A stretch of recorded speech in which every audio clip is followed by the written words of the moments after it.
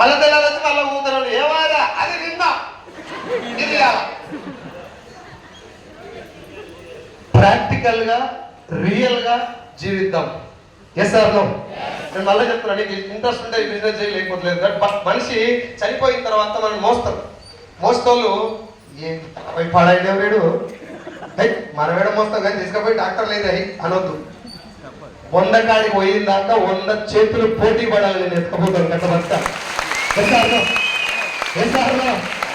పిచ్చి పిచ్చి బిలీఫ్స్ పెట్టుకొని నా బతికే ఇంత, నా రాతే ఇంత అట్లా ఎవడన్నా అన్నాడు అనుకో, ఆయన పేరు రాసి పెట్టు.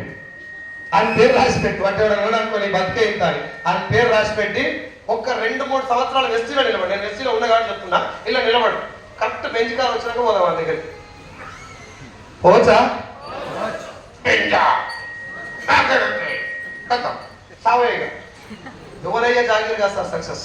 అస్సలే బెంచ్ కారు తయారు చేసుకోడు గీకులములకి అమ్మాలని తయారు చేయలే. దమ్మున్న వాళ్ళందరూ సొంత బెంచ్ కారు కొనుక్కోవచ్చు. ఎస్ఆర్ రో ధైర్యాన్ని పెట్టండి, లిమిటెడ్ బిలీఫ్స్ పెట్టకండి. మళ్ళా చెప్తున్నా, 5 లక్షల మందికి ప్రజెంటేషన్ ఇచ్చినటువంటి నేనే ఒక్క వ్యక్తిని కూడా ఈ బిజినెస్ మాత్రమే చేయండి అని అడగలేదు.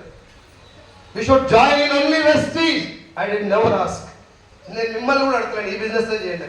కానీ మా నాయన ఎప్పుడు ఒక మాట చెప్తాను, ఏ జాగిరి కాదురా భూమి, ఇట్లా పుట్టిన చచ్చిపోదు బిడ్డ. నువ్వు పుట్టిన తర్వాత చనిపోయినాక కూడా నీ గురించి మాట్లాడుకోవాలి. పలానోడి పోయి ఇది చేసిండని చెప్పుకుంటానుకో. కొన్ని ఆనవాళ్ళ భూమి మీద ఉంటాడు బతకాలి.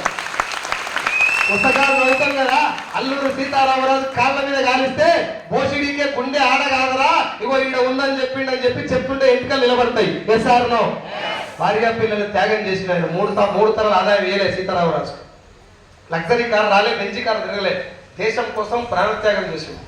గీడికి కూతవేడు దూరంలో ఎల్బీ నగర్ ఉంటుంది. మన తెలంగాణ ఉద్యమం సమయంలో మనకు